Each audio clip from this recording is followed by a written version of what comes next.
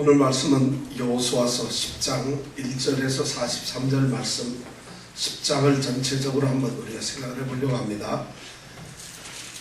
여호수아서는 가나안을 정복하는 전쟁의 이야기들인데, 이 전쟁의 구체적인 이야기가 여호수아서 10장에서 사실은 끝이 납니다.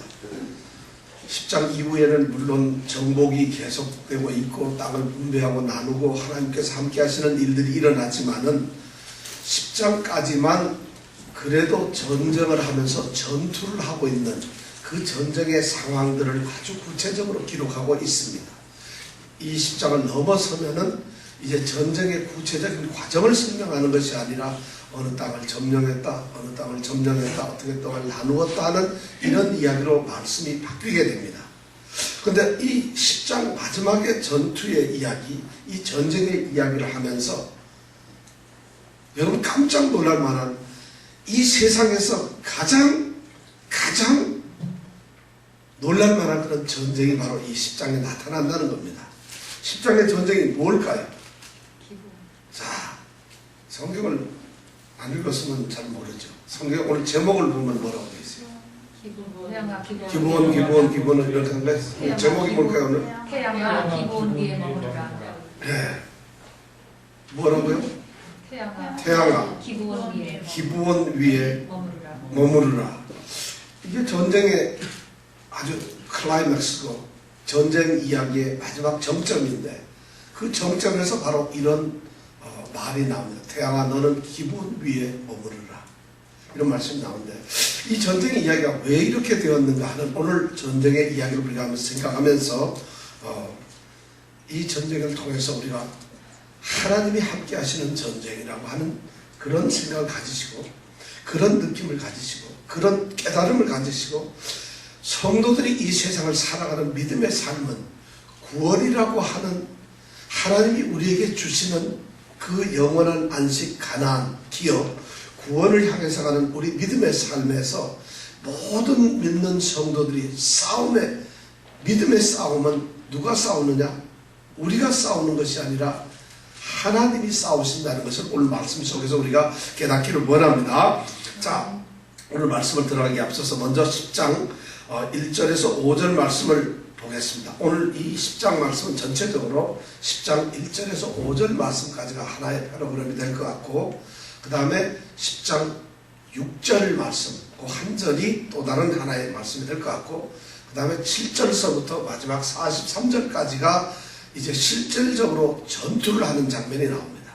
그러니까 1절에서부터 5절까지는 무슨 일이 벌어지고 있는가, 그 다음에 6절에서는 그래서 어쨌다는 건가, 7절서부터는 그래서 결국 싸움이 벌어졌는데 그 싸움은 어떻게 되었는가 하는 이야기를 오늘 말씀을 하게 됩니다.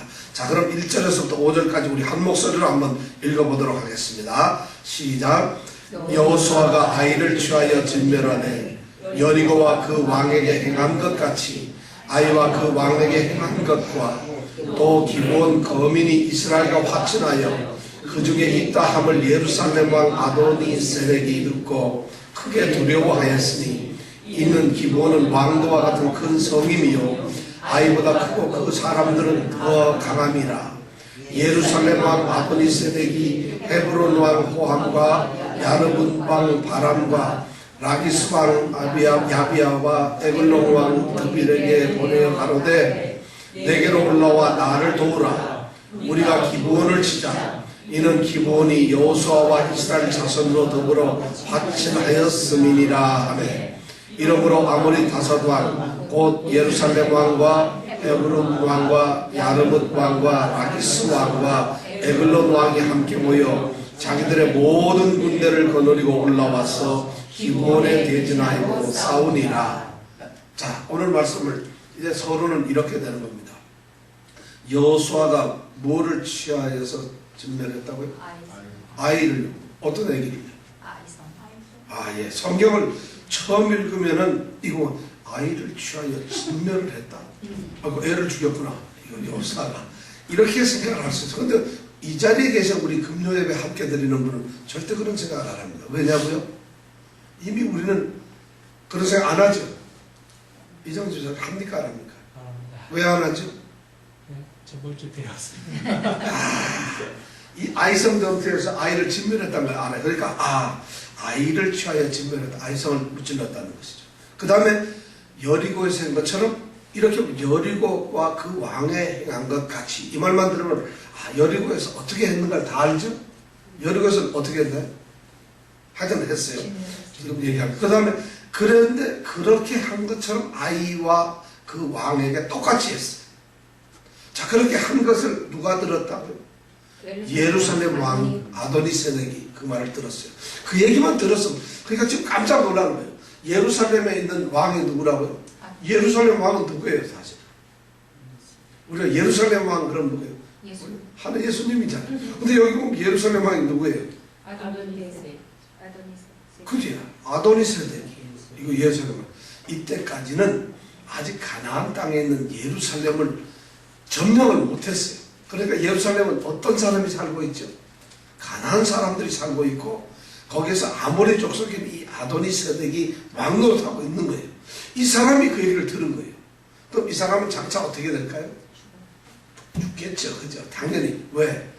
이스라엘에게 이 땅을 하나님이 주셨으니까 가나안에 있는 예루살렘이고 누구 다 점령을 하게 되는 것이죠. 근데 이 아도니세덱이 왕이 아이성이 점령을 당했어. 그거를 들었다면 여리고도 점령당하더니 아이성도 무차있게 해졌다. 그리고 그 다음에 보니까 또 기브온 거민이 이스라엘과 뭐 했다고요? 화친했다. 화친했잖아요. 우리 이것도 아나요? 기브온이 화친한 거 아나요 혹시? 해서 기억나세요? 네. 어떻게 기억나세요? 한번 기억나는 대로 한번 얘기를 해보세요. 이거 지난주에 우리가 했던 건데 마치 먼 데서 온 것처럼 다 떨어진 옷을 입고 뭐 이랬다 그러잖아요. 음식도 다 많은 걸 가져와서 먼 데서 온 것처럼 화친을 했다. 왜 그랬을까요?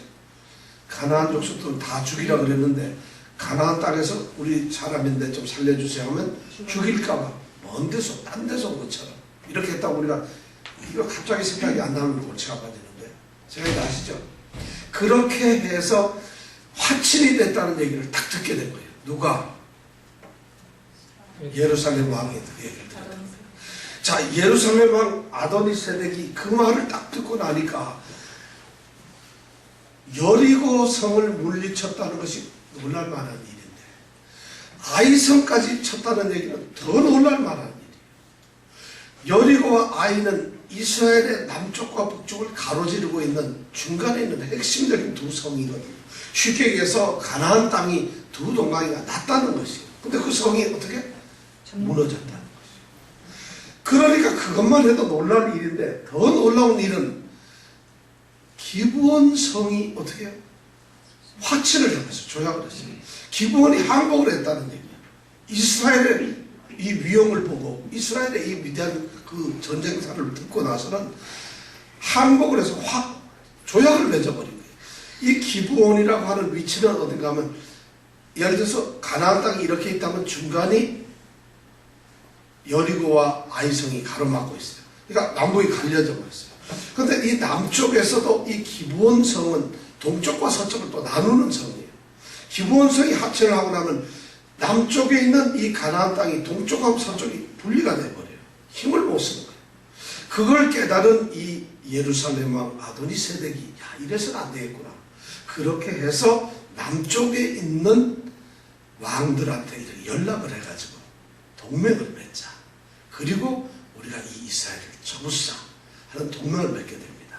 그래서 참여한 이 사람들이 누구누구라고요? 다섯 왕. 누구누구인가요? 자, 5절에 보니까 누구누구죠? 자, 예루살렘 왕, 또 헤브론. 이거 잘못 들어가죠. 헤브론 이름도 괜찮긴 한데 헤브론 왕, 또 야르뭇 왕, 또 라기스 왕. 그다음 이 사람들이 모였어요. 근데 이 기브온이라고 하는 성을 이제 공격을 하는데 기브온 성은 2절에 보니까 왕도와 같은, 왕도라는 건 뭐냐면 그 당시에 이 마치 지방 도시처럼 한 성마다 왕이 다스리고 있는데 이 기브온은 왕이 다스리고 있었다는 것이. 그리고 기브온 주변에 우리가 지난번 9장에서도 배웠습니다만 몇 개 성이 있는데 그 성들은 기브온의 눈치를 보는 마치 부속성처럼 되어 있어요. 그러니까 기브온이 중심적인 성이에요. 왕도와 같이 또한 큰 성이고 이 성이 어디보다 커요? 아이보다. 아이보다. 그럼 어른이라는 얘기인데? 아이성. 예, 아이성보다 큰. 그럼 아이성을 점령했는데 그거보다 더 큰 기브온 성이 어떻게 했어요? 항복을 하고 화친을 했죠. 자, 그렇게 되면서 그 사람들은 또 어때요? 거기 있는 사람들은 강하다는 얘기, 용사들이라는 얘기. 전투를 아주 잘하는 사람. 그 사람들이 항복을 했어요. 그리고 화친 조약을 맺어버렸어요. 그러니까 이 예루살렘 왕, 예루살렘은 남부 동쪽에 있는 이제 지역인데 예루살렘 아도니세덱이 이 말을 딱 듣고 나니까 야, 이거 큰일 났거든요. 자기는 동쪽에 지금 어떻게 보면 분리가 되어 있는 거예요. 그러니까 기브온 서쪽에 있는 나라들 5을 갖다 넷을 부르는 거예요. 그리고 우리가 동맹을 맺자 해서 동맹을 맺고 그리고는 어디를 공격을 하는 거죠. 어디를 치자? 4절에 보니까 내게로 올라와 나를 도우라. 누가 말하는 거죠? 예루살렘. 예, 우리가 어디를 치자? 기브온을 치자. 왜? 기브온을 왜 치는 거예요? 기브온이 여호수아와 이스라엘 자손으로 더불어 화친 조약을 했기 때문이다 하는 말씀. 그러니까 좋다 해가지고 지금 공격을 어디로 하느냐 하면 5절 끝에 보니까 기브온에 대진하고 싸우기를 준비하고 있어요. 이스라엘은 어디 갔을까요? 동맹을 맺었죠. 이스라엘하고 싸워야 되죠. 근데 이스라엘하고 싸우질 않아요. 이 말씀을 제가 드리면은 여러분들 다음 주에 가면 또 똑같이 참 이렇게 또 기억을 못 하실 겁니다. 이스라엘은 없어지고 기브온하고 싸우는 것이에요. 왜 그런가 하면 이스라엘은 지금 기브온하고 있질 않아요.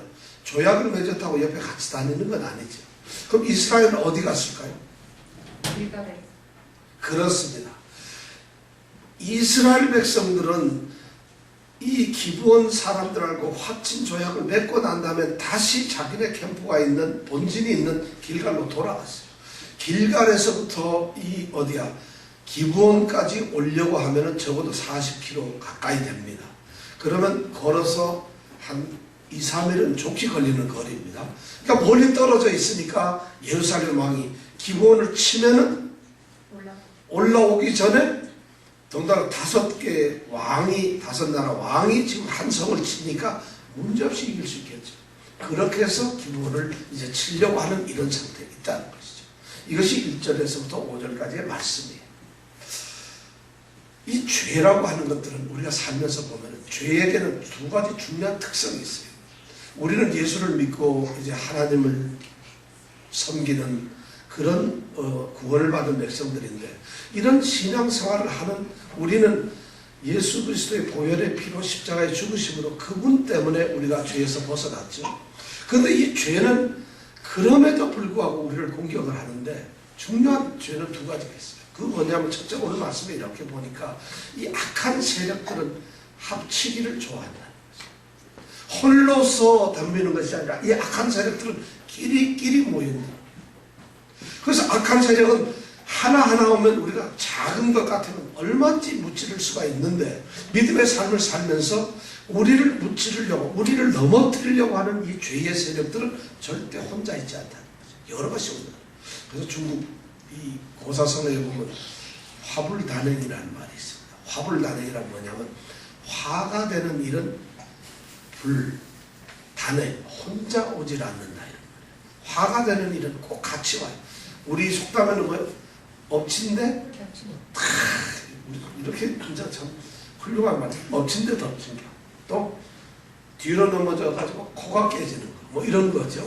그러니까 이 죄들은 그렇게 세력들 힘을 꼭 합쳐서 와요. 절대 혼자. 그래서 강한 힘을 만드는 것이에요. 왜냐하면 죄가 우리를 대적하려다 보니까 예수를 믿는 사람을 대적하려다 보니까 이 사람들이 누구 뼈를 가지고 있어요? 예수 그리스도 하나님의 뼈를 가지고 있는데 혼자서는 안 되니까 죄들은 힘을 모아서 오는 경향이 있어요. 그러니까 이런 악한 세력들이 올 때는 우리가 담대한 마음을 가져야 돼요.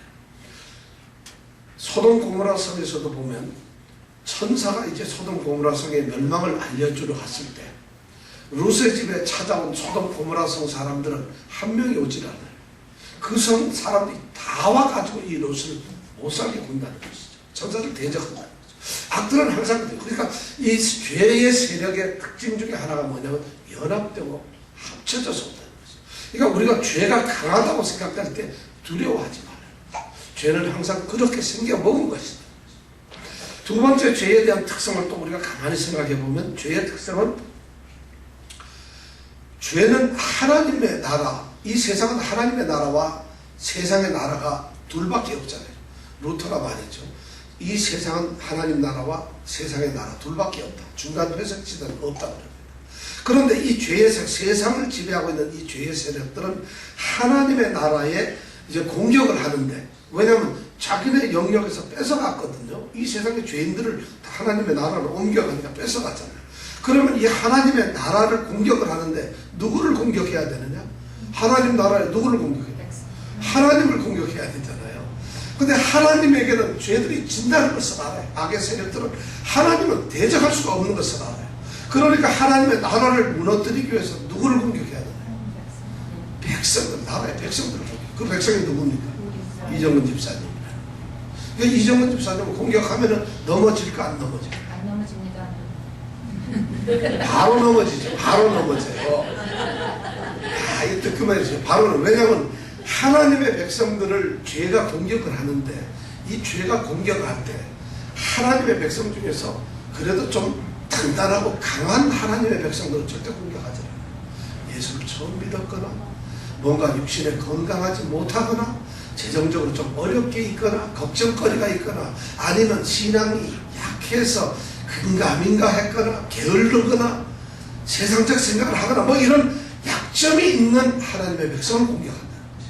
왜냐하면 세상에 우리가 싸움을 해도 그렇잖아요. 강한 사람한테 덤벼봐야 나만 죽는데, 그러니까 죄들은 힘을 합쳐서 악한 세력들은 공격할 줄 안다는 거죠. 누구를 공격한다? 약한 성도들을 공격한다.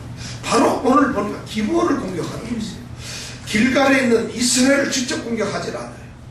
왜냐하면 어제까지 자기 편이었거든, 기브온은. 그런데 이것이 배반하고 자기들과 합쳐서 힘을 합쳐서 이스라엘과 대적을 해야 되는데 건방지게 자기네만 살려고 살짝 도망가가지고 이스라엘에 항복을 해버렸거든. 그러니까 이 나쁜 세력들이 보면 그쪽 간신나라에서 보면 이놈들은 나쁜 사람이 배신자예요. 그러니까 이 백성을, 이 기브온 족속을 칠 수밖에 없다는 거죠. 죄들은 바로 그런 전략을 가지고 있다는 거죠. 그럼 기브온이 지겠어요, 이기겠어요? 이겨요. 지지요, 당연히. 기브온은 무조건 지게 돼 있어요. 왜냐하면 기브온은 혼자서 싸워서 이길 수가 없다는 거죠. 이정훈 집사님이 아무리 무슨 뭐 저보다 8점을 이겨도 그 힘 가지고는 죄의 세력 같은 어린 반풀을 수 없다. 왜냐하면 죄의 세력은 우리보다 훨씬 강하다는 것이죠. 그럼 우리가 이기려면 어떻게 해야 되나요? 바로 그거예요. 우리가 하나님의 백성이니까 하나님께서 싸우시다. 영적 전쟁은 이 여호수아서 10장은 바로 하나님의 싸움이라는 것을 우리가 다 얘기해 주고 싶은 거예요. 기브온 힘없어요. 기브온도 5 왕이 덤비면은 그 중에 한 왕하고 싸워도 이길까 말까 해요. 근데 5 왕이 연합을 해가지고 포위해서 공격을 하면은 질 수밖에 없다는 거죠. 그런데도 기브온이 이길 수 있는 이유는 하나, 하나님의 싸움에 하나님께 싸워주시기 때문에. 자, 그런 걸 머릿속에 두고 오늘 1절서부터 5절까지 우리가 생각을 해야 됩니다. 기브온에 대지라고 이제 싸우기 위해서 딱 준비를 하고 있어요. 그랬더니 6절에 보니까 한번 읽어보겠습니다. 시작. 기브온 길갈지에 보내어 여호수아에게 전언하되 당신의 눈을 우리를 들게 마시며 소리 우리에게 올라와서 우리를 부족하소서. 산지에 거하는 아무 사람의 왕언이 아무로 우리를 치하다 하네. 네. 자, 길갈 진으로, 여기 길갈 진이라는 게 바로 이스라엘 진이 있는 데죠. 거기에다가 사람을 보냈습니다. 포위를 했는데 이거 어떻게 도망가는지 모르겠어요. 이것도 하나님께서 지키셨겠죠. 그래서 여기에서 사람이 나가가지고 3일 거리나 걸리는 거기까지 가가지고 길갈에 있는 누구에게 갔을까요? 이정훈 씨 누구한테 갔을까요? 길갈에. 예, 여호수아에 있는 거 봤어요? 아니, 길갈에 여호수아에 있는 걸 보셨느냐고. 우리는 성경을 통해서 지금 그림을 그리는 거예요. 지금. 이 기브온 골짜기, 이 베다론 이 골짜기에서 지금 베프론 골짜기에서 전쟁이 이루어지고 있는, 우리가 그림적으로 그래요. 하나님께서 이 싸움을 하고 있는 것이에요. 그런데 우리는 이 전쟁을 직접 싸우는 게 아니라 먼 데서 보고 있으니까, 아, 이스라엘은 어디에 가 있다고? 길갈에 가 있고 여기는 이렇게 싸우고 있고 다섯 나라 왕은 이렇게 지금 감싸고 있구나. 이 장면을 보고 지금 전령병이 탈출을 해가지고 지금 가는 것도 우리가 봐야 돼요. 눈으로. 그래야만 성경이 살아있고 이 말씀이 우리에게 다가오는 것이거든요. 그래서 길갈 지내가가지고 당신의 종들을 도우소서. 기본은 종인가요? 아닌가요? 종이에요. 기본이 종인가요? 어떻게? 조약을 네, 조약을 맺으면서 9장에 보면은 하나님의 성전에서 뭐하는 사람들? 물과 나무를 패고 물을 깃는 종으로 삼았다 그랬잖아요. 그러니까 이 기본은 종이죠. 그러니까 당신의 종들을 좀 올라와서 좀 살려주세요. 지금 성경은 이렇게 말을 하고 있지만은 이 사실은 어떻게 얘기를 했어요? 이 전달병은 아마 목숨이 경각에 달렸어. 혼자 있는 데서 다섯 왕이 지금 포위라고 공격을 하니까 저희를 빨리 와서 살려주시면 좋겠습니다. 이렇게 말할 그런 것이 없어요. 당신의 종들을 돕기를 그러니까 더디게 마시고 속히 올라왔어. 자기는 빨리 서둘러서 우리가 지금 죽게 되었습니다. 당신 종들이 지금 멸망당하게 되었습니다. 하나님께 기도하는 것은 바로 이런 것입니다. 기도나 하나님을 만나는 것은 느긋하게 만난 사람처럼 하나님 만난 사람 못 봤어요. 하나님이 가장 만나주시기를 기뻐하시고 하나님이 만날 수 있는 환경이 뭐냐면 간절한 사람. 예배가 상한 심령을 가진 사람들에게 하나님께서 그걸 축복하듯이 우리 신앙은 바로 그런 몸부림 속에서 가는 그런 신앙을 하나님이 원하시는 거예요. 우리에게 이런 갈급한 이런 것이 절대적으로 필요하다. 우리는 사실 이 세상 살면서 믿는 사람이 절대 행복하지 않아요. 믿는 사람이 절대 편안한 것이 아니에요. 내 영혼 편하다. 여러분 편한 적 있으세요? 예수 믿으면서? 사실은 편하죠. 왜냐하면 냉정하게 이 우리 믿음의 삶을 영적 전쟁을 보면은 죄의 세력들이 우는 사자같이 우리를 삼키려 온다는 것이 영의 눈으로 보면 너무나 보여요. 너무 폭풍처럼 몰아치는 그런 것이 보여요. 근데 사실은 영적으로 민감하지 못하고 깨어있지 못하는 사람들은 그런 것이 눈에 보이지 않으니까 평하다. 그건 편안이 아니라 무지한 것이에요. 무지한 거. 실제 영적 전쟁을 보면 너무나 우리를 갖다가 올려는 그 유혹들이나 힘들이 너무 많아요. 쉽게 얘기하면 거죠. 주일날 아침에 몸이 피곤해서 좀 늦게 가야지. 이것이 영적 전쟁이 사실 보면은 우리는 그걸 못 느껴요. 몸이 좀 피곤하니까 그렇지만 영적으로 보았을 때 예배를 드리는 그 시간을 억제시키는 것 이것이 바로 전부 영적 전쟁이거든요. 돈의 문제, 어떤 정욕의 문제, 욕심의 문제, 탐욕의 문제, 게으름 모든 것이 우리는 영적 전쟁 최전선에서 지금 싸우고 있는데 죄송하게도 오늘날 믿는 믿음의 사람들은 이 절박함이 없어요. 간절함도 없어요. 깨닫지도 못해. 이런 예민성이 없어요. 완전히 둔에 빠져 마치 문둥병 환자가 살이 썩어져서 살이 떨어져 나가는데도 고통을 못 느끼고 사는 것처럼 문둥병 환자는 그래요. 고통을 못 느끼는 환자가 바로 문둥병 환자예요. 그래서 썩어져서 고름이 떨어지다가 눈앞에서 보이는데 아프질 않아요. 문둥병 환자의 가장 큰 고통이 뭐냐면 고통을 못 느끼는 것이에요. 그러니까 죽어가는 것이에요. 그런데 오늘날 성도들이 바로 잠에서 자고 있어요. 깨어있다는. 근데 하나님께서는 이렇게 간절한 사람의 기도를 들으시는데 오늘 이 기브온 족속들이 바로 그러한 간절함을 누구에게 전달했다? 여호수아에게. 지금 더디 말고 빨리 올라오셔서 우리를 빨리 살려주세요. 그러니까 여호수아 입장에서는 그 얘기를 듣고 나서 어떻게 해야 될까요? 가야 되면? 사실은 여호수아 입장에서 제가 여호수아라고 하면 순간적으로 그래? 하고 잠깐 방에 들어가서 좀 기다려라. 내가 좀 기도 좀 해보고 하면서 저는 생각을 해봤을 것 같아요. 왜냐하면 기브온 족속들이 이 조약을 맺을 때 기만하고 속여가지고 사기쳐가지고 했거든요. 자기네들이 가나안 땅에 사는 족속임에도 불구하고 마치 먼 데서 온 것처럼 그런 위장을 하고 속이고 해가지고 깜짝 놀라게 속이게 해가지고는 조약을 맺었거든요. 그리고는 다시 우리 멸망하지 않기로 합시다 하고 화친을 했잖아요. 그러면 순간적으로 찬스가 왔어요. 속은 거에 대한 배신 또 법적으로도 문제가 없어요. 사실 이렇게 이렇게 속여서 맺은 이런 것은 예를 들어서 뭐 어떤 교회 이 여자 훌륭한 목사님이 이런 얘기를 하더라고요. 요 설교를 하시면서 하는 말씀이 어떤 남자가 있는데 창녀가 요조 숙녀인 것처럼 하고 속여가지고 남자하고 결혼을 했다. 그럼 어떻게 해야 되느냐? 오늘 성경 말씀해 보니까 참고 견뎌야 다 용서를 해야 된다. 여러분 어떻게 생각하세요? 난 잘 모르겠어요. 오늘 성경 말씀에 그런 말을 하기 위한 건지 아닌지 난 모르겠어요. 참아야 되는지 안 되는지 그것조차도 난 모르겠어요. 그건 우리에게 해답을 성경은 그런 것을 주지는 않는 것 같아요. 어떻게 헤어지는 것이 맞는지 아니면 속았지만 결혼했는데 어떻게 살아야지 하는 건지 그거는 사실 판단하기가 너무 힘들어요. 근데 오늘 성경 말씀을 딱 보면서 여호수아가 기브온 족속을 속아서 조약전을 맺었지만은 그러니까 와서 도와야 된다 하고 그것처럼 참고 살아라.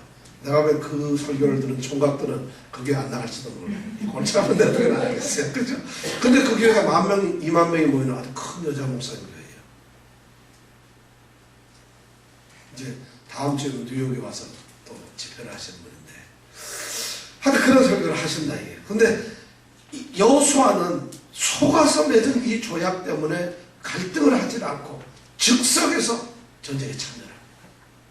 자, 7절, 8절, 9절, 10절 한번 읽어볼까요? 7절에서 10절까지 한번 읽어볼까요? 자, 7절에서부터 10절 한번 읽어봅니다. 시작. 여호수아가 모든 군사와 용사와 더불어 길갈에서 올라가니라. 자, 7절이 이 말씀이에요. 여호수아가 그 말을 듣고 조금 더 지체하지 않고 그냥 자, 길갈로 가자. 길갈에서 출발해버립니다.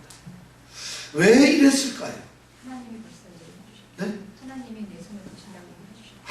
그랬으면 얼마나 좋겠어요. 하나님이 내 손에 붙여준다 했으면 얼마나 좋겠어요. 지금 7절, 그거는 8절의 얘기고 7절까지 와서는 그런 얘기가 없어요. 그 8절 가니까 드디어 때에 여호와께서 이렇게 말씀을 하는데 7절에 벌써 우리는 성경을 아니까 이 8절에 답이 다 나왔네 이렇게 생각하지만 8절까지 가기 전에 7절에서는 여호수아가 그런 생각을 할 수가 없어요. 그런데 여호수아는 아무 생각 없이 간다더라. 왜 그랬을까요?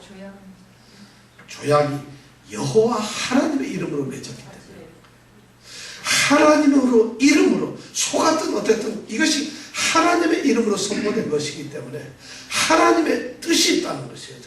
그러니까 하나님의 뜻대로 그냥 움직이기 위해서 가는 것이에요.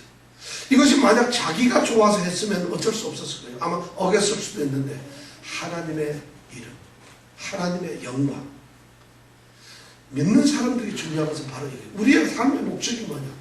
하나님의 이름 영광. 믿음이 바로 그것이에요. 그것 때문에 우리가 피해나 박해를 받는 거죠. 그것 때문에 우리가 조롱과 유혹도 받는 거죠. 그것 때문에 우리가 핍박을 받고 고통을 당하는 것이에요. 그런데 하나님의 이름이 있기 때문에 우리가 신앙생활을 하는 것이에요. 우리에게는 아무것도 존재, 나 무엇과도 아무것도 바꿀 수 없어요. 왜냐하면 바로 주의 이름, 주님 때문에 그렇다는 거예요. 자, 그렇게 하고 올라갑니다.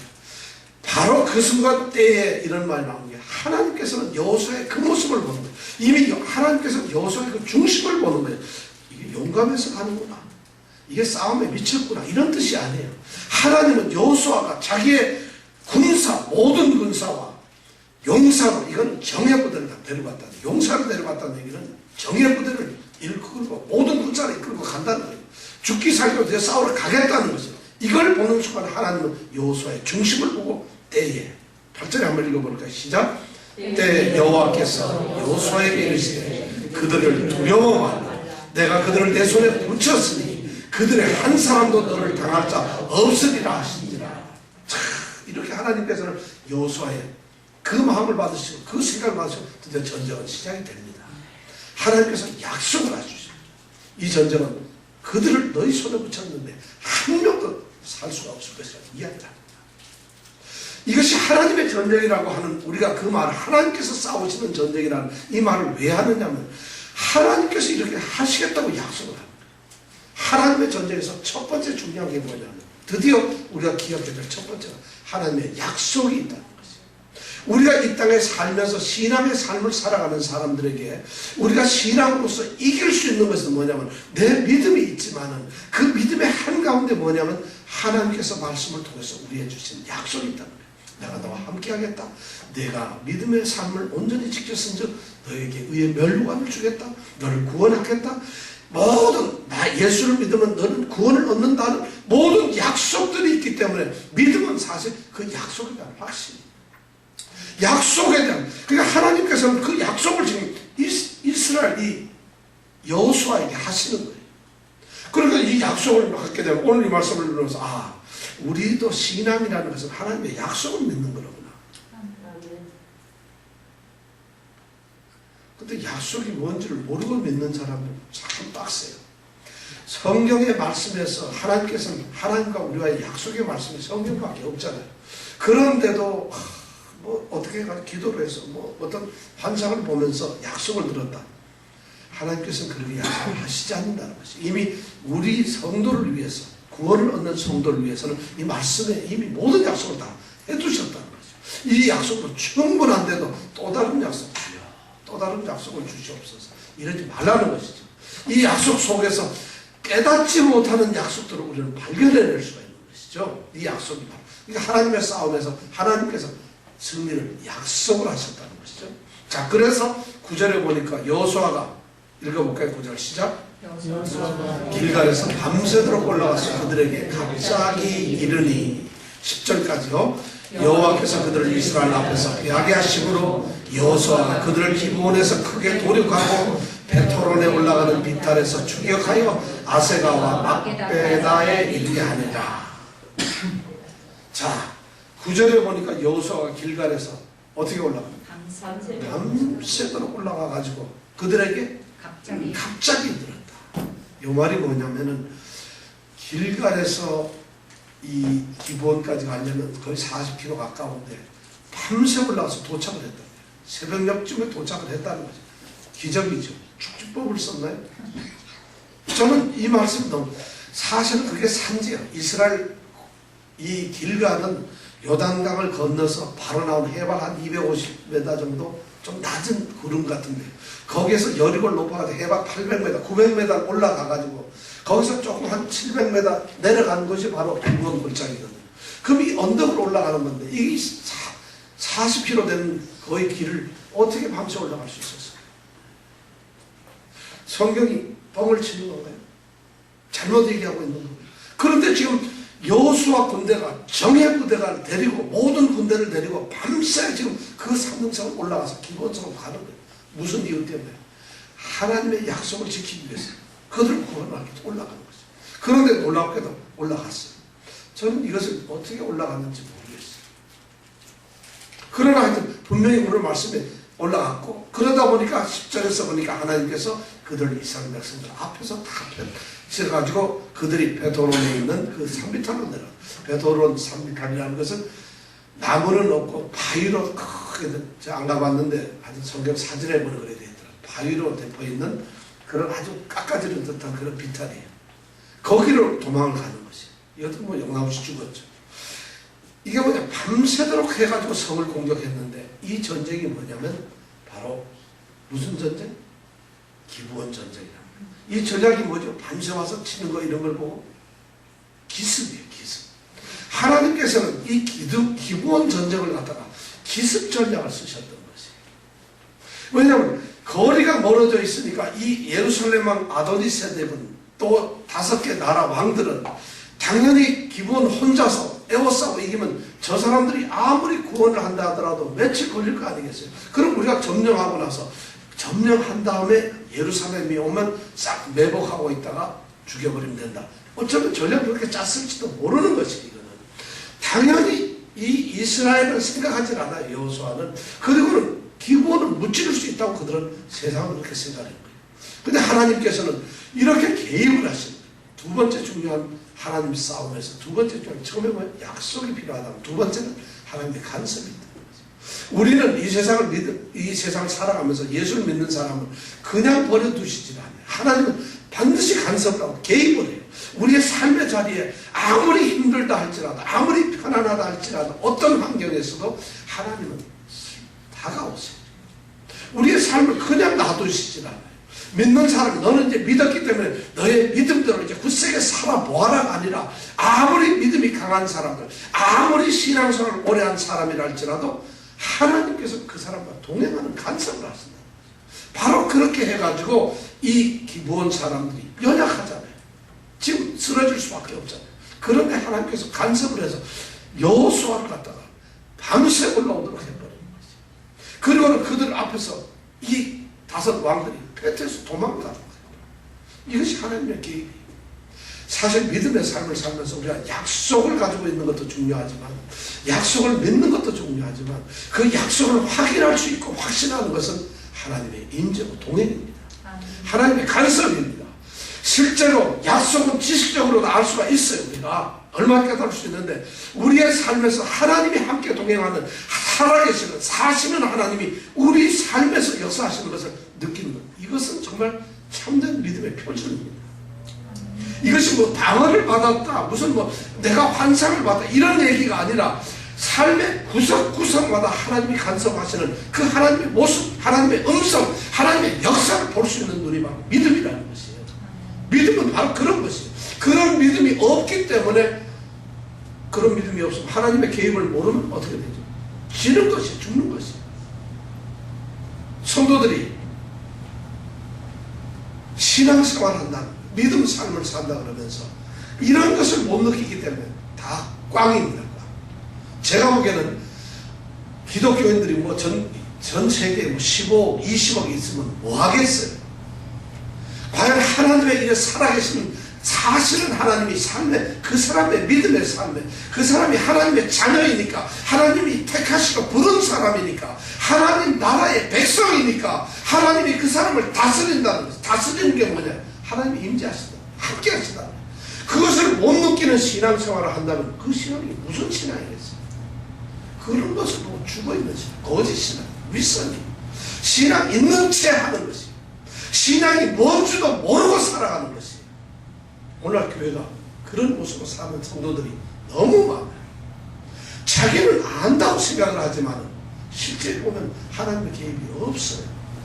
그러니까 믿어도 하나님이 뭔가를 개입하셔가지고 하나님이 이것을 배후에서 이루어 주실 거라는 생각을 안 하니까, 그리고는 뭐하냐? 기도해요.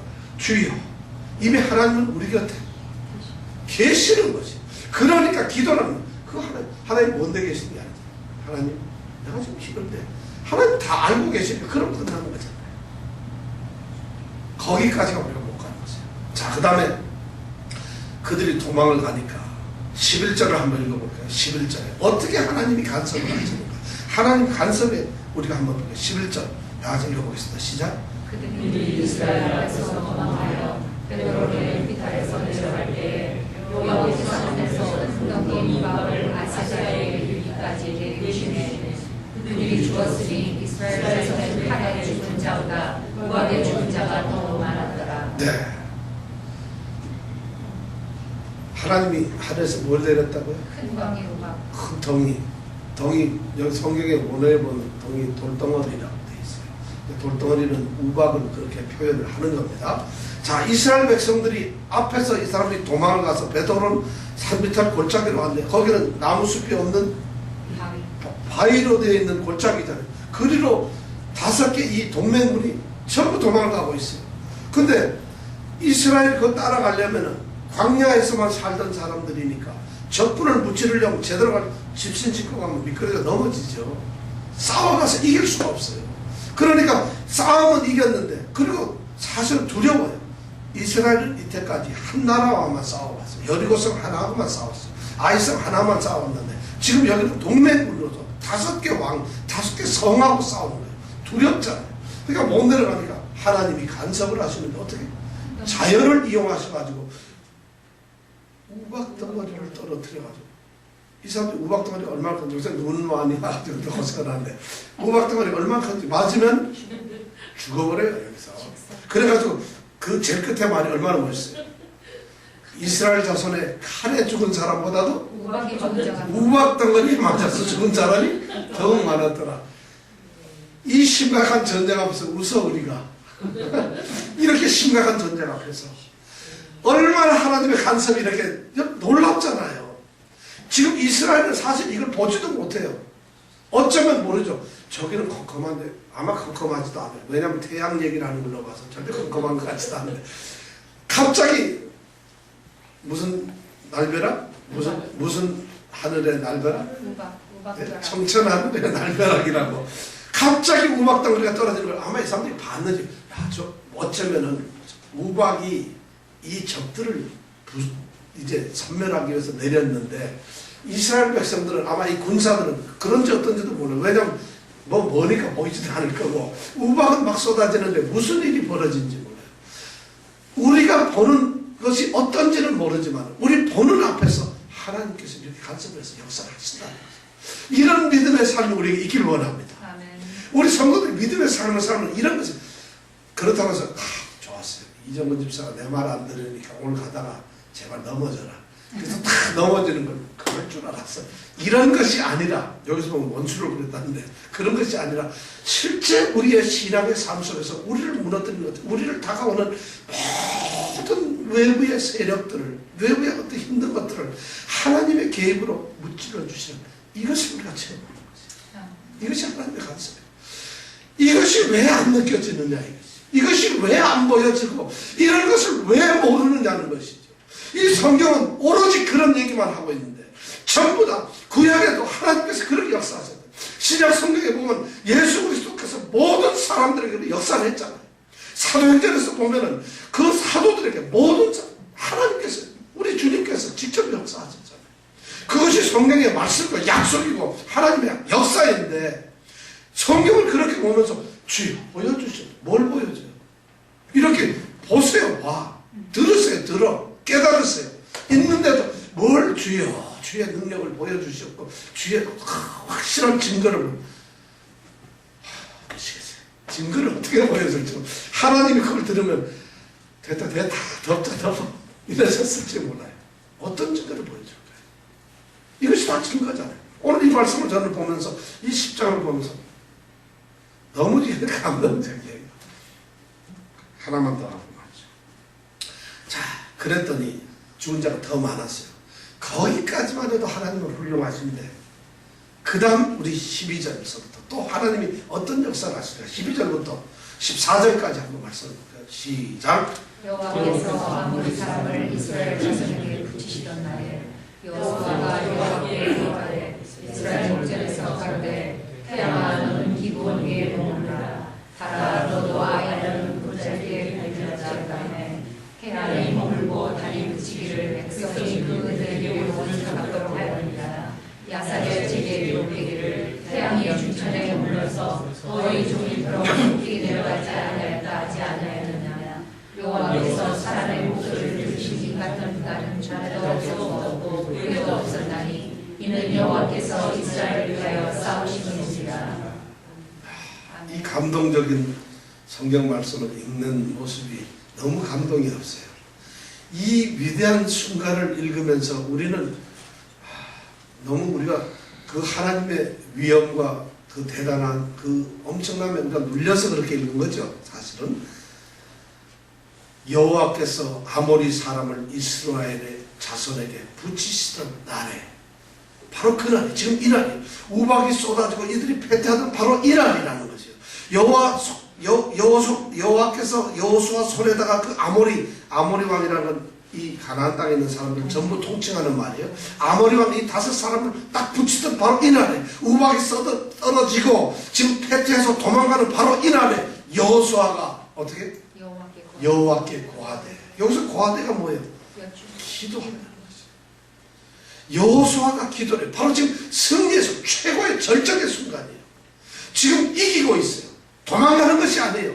이스라엘 백성들이 자기 정예군이 손 하나 까딱 안 하고 있는데 이스라엘을 보고서 놀라가지고 이 5사람들이 도망가고 있어요.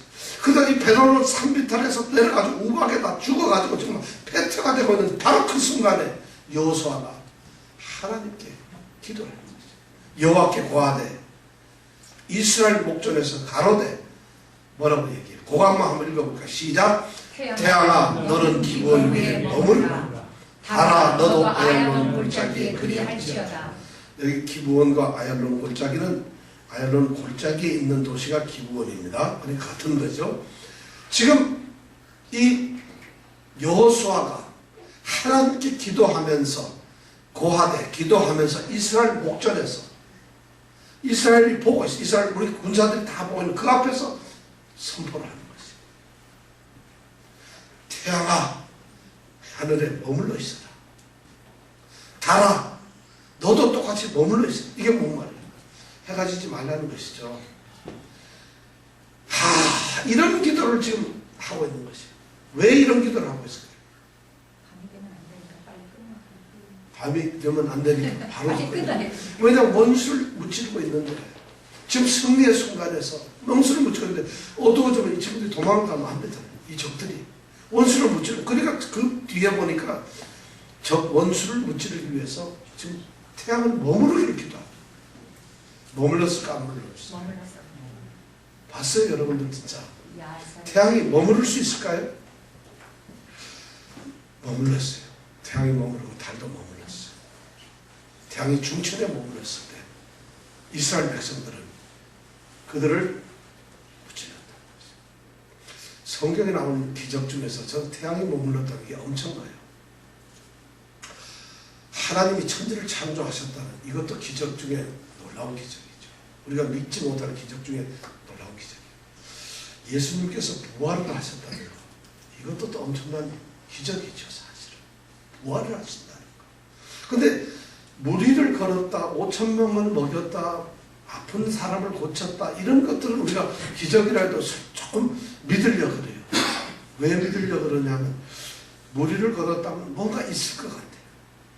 요단강을 가르고 가나안 땅에 입성을 했다. 이러면 요단강이 갈라질 수 있는 뭔가 상황이 있을 것 같아요. 우리가 뭔가 과학적으로 우리 이성으로 판단하면 있을 것 같은데 해가 안 지고 하늘에 딱 서 있어. 이거는 믿을 수 있을까요? 제가 보면 우리 이성으로는 믿을 수가 없기 때문에 그런 거예요. 여호수아가 그 당시에 태양과 지구에 대해서 좀 전체 과학을 알았을까요? 얼마나 거리 떨어지고 공전과 자전에 의해서 우리가 자전을 한 바퀴 돌면은 이것이 하루고 그래서 태양을 한 바퀴 완전히 도는 걸 얼마? 365일. 지구가 1초 동안 30km를 달려간다는 거. 30km 달린다. 여러분 1초에 30km를 가요. 지구가 지금 태양 위를 돌고 있어요. 1초에 30km 시속 얼마? 초속 얼마? 초속 30km면 무지무지한 빠른 속도죠. 여러분 지금 막 어지러워요? 아니요. 왜 안 어지러울까? 초속 30km로 달리는데 왜 안 어지러워? 하나님 밸런스를 너무나 잘 시속 120km만 달려도 이렇게 되는데 초속 30km로 달리는데 왜 안 어지러울까? 자, 이거 신비해, 신비해. 그렇잖아요, 그죠? 이거 알 수가 없어요. 그래서 이걸 우리가 사실은 믿기가 힘든 상황인데 여호수아가 그런 거 다 알고서 태양 머물러라 이렇게 기도해야 된다. 그걸 하나님께서 이루어 주신다. 전체 과학자들이 이걸 연구를 했어요. 연구를 해보니까 뭐 예일대학교 어떤 교수가 연구를 해서 무신론자가 연구를 하는데 과거를 막 하다 보니까 딱 하루 23시간 20분이 비더라 이거예요. 23시간 20분 40분 모자란 하루가 비더라 이거예요. 그래서 자기 동료 교수한테 물었어요. 그때 동료 교수가 토튼이라고 하는 교수인데 성경 이사야서가 한번 읽어봐. 그래서 이사야서 가가지고 딱 읽어보니까 어느 왕? 히스기야 왕이 수명을 15년 더 해달라고 그랬어요. 그런데 그랬더니 하나님께서 태양 시계를 갖다가 10도를 기울으셨어요. 그 10도를 기울면 그 시간이 40분이에요. 그러니까 40분 모자라게 딱 맞춰서 하루가 딱 부족한 게 나왔다. 그러게 성경을 믿기도 하고 뭐 이런 과학자들 얘기. 저는 그것도 황당하다고 생각을 해요. 사실 뭐 우리가 그걸 어떻게 믿겠어요. 근데 성경을 그걸 과학으로 증명하려는 그분들 정성은 갸륵하지만은 그것을 또 버지니아에 있는 어떤 또 이 기계를 만드는 그 회사 이름이 뭐더라. 근데 거기에 있는 또 그 컴퓨터 이런 저기 전자계산기로 거기가 뭐냐면 우주 항공에 전체 이걸 하는 이제 회사인데 그 기계를 만드는 회사인데 왜냐면 거기는 달과 태양과 이 운행의 이 간격 시간을 딱 맞춰가지고 해야만 이 달나라를 갈 수 있잖아요. 이거 잘못하면 충돌하니까. 그래서 그 전자계산기로 10만 년 전에까지 시간을 막 계산을 했대요. 한참 계산하는데 이 전자계산기가 어느 순간인가 딱 서버리는 거예요. 이상해서 기술자를 불러가지고 왜 섰느냐 물어봤더니 기계가 아무 잘못 없이 반짝반짝하는 거예요. 조사를 해봤더니 빨간불이 반짝반짝 하는데 기계는 잘못이 없고 고장이 안 나는 거 서 있어요. 그래서 야 이유가 이상하다. 그 홀이라고 하는 박사인데 그 사람 이상하다 해서 조사를 해봤더니 시간이 멈춰있던 습관이 있었다. 그래서 그걸 계산해 보니까 또 똑같이 그 자리에서도 23시간 20분이 모자라다. 그래서 또 이사야서 가가지고 또 놓은 걸 보고 또 맞췄다. 뭐 이래가지고 그런 학자들이 많이 나와요. 뭐 하여튼 우리는 성경을 과학으로 증명하고 목사님들이 그걸 가지고 막 하는데 저는 뭐 그렇게 생각 안 합니다. 우리가 기적은 하나님의 역사는 우리의 생각이나 우리의 것을 우리가 증명을 해서는 안 되는 것이에요. 하나님께서 하셨어요. 지금 하나님께서 이 말을 왜 기록해 두셨느냐 하면 기적을 믿어라 이런 말씀을 하시고 싶은 것이 하나님의 뜻이 아니에요. 하나님이 간섭을 하시는데 기도에 응답을 하신다는 것이에요. 우리의 삶에서 중요한 것이 하나님이 개입을 할 때 우리에게 가장 중요한 것이 뭐냐면 개입을 하시니까 내가 있는 것이 아니에요. 하나님은 나를 통해서 이루어지시는데 그 상황을 보면서 우리가 하나님께 매어달리기를 원하세요. 그래서 기도를 해야 된다는 거예요. 하나님의 뜻을 물어야 된다는 거예요. 응답받는 기도라는 건 바로 이런 것이에요. 근데 기도는 100% 응답이 돼요. 사실 여기서 보면 여호수아가 지금 하는 기도는 말도 안 되는 기도를 하고 있는데 그것이 왜냐하면 하나님의 뜻이었기 때문에 아멘. 하나님이 지금 그렇게 하기 때문에 그렇다는 것이죠. 오늘 여기까지만 해야 돼요. 그 다음 계속 다 하겠습니다. 오늘 여기까지 하고 이 10장이 너무나 소중한 말씀이기 때문에 우리가 기도의 응답 이건 다음 주에 또 가서 한번 얘기를 하기로 하고 오늘 말씀을 통해서 우리가 지금 이 싸움은 여호수아와 가나안 족속의 싸움이 아니라 실제로 구원받은 백성과 죄악의 세력은 구원받은 백성과 죄악의 세력의 직접적인 싸움이 아니라 구원받은 사람을 위해서 싸우시는 하나님께서 싸우시는 영적 전쟁이에요. 영적 전쟁은 우리가 싸우는 게 아니에요. 그런데 우리가 싸우는 것이 아니기 때문에 우리가 싸우는 걸로 하면 우리는 무조건 집니다. 근데 하나님께서 우리의 주인이 되어 주셨으니까 바로 하나님이 싸우시는 것이에요. 그럼 우리는 뭐만 하면 될까? 믿고 그분의 간섭하고 기도만 하면 되는 것이에요. 그럴 때 우리가 영적 싸움에서 이기는 것이에요. 자, 오늘 우리가 이 시간 함께 기도합니다. 정말 오늘 지금까지 제가 드린 말씀을 통해서 나는 하나님의 구원받은 백성인데 하나님의 나라와 이 세상 나라의 싸움 속에서 회색지대는 없다. 중간지대는 없는데 나는 이 영적 싸움에서 어떻게 이기고 하나님이 약속하신 구원, 그 가난을 얻을 수 있는가? 우리가 잘 함께 기도 한번 하겠습니다. 진짜 우리의 신앙의 모습을 한번 보길 원합니다. 적들은 힘을 합쳐서 연약한 부분을 공격을 합니다. 이것이 그들의 전략이고 전술입니다. 그럼 믿음의 사람들은 어떻게 이것을 이겨야 될까? 가장 중요한 것은 이 전쟁이 하나님의 전쟁이라는 것을 믿는 것입니다. 그리고 그 하나님께서 이 전쟁에서 약속을 하신 것을 믿어야 됩니다. 그리고 그 약속을 이루시기 위해서 하나님께서 개입하시는 것을 우리가 확신해야 된다는 것입니다. 체험을 해야 된다는 것입니다. 이 시간 그런 약속을 믿는 체험의 신앙, 정말 하나님이 개입하시고 함께 하신다는, 하나님이 동행하신다는 이것을 믿을 수 있는 신앙을 우리에게 달라고, 하나님 그것을 내가 믿게 해달라고 이 시간 간절히 한번 기도하겠습니다.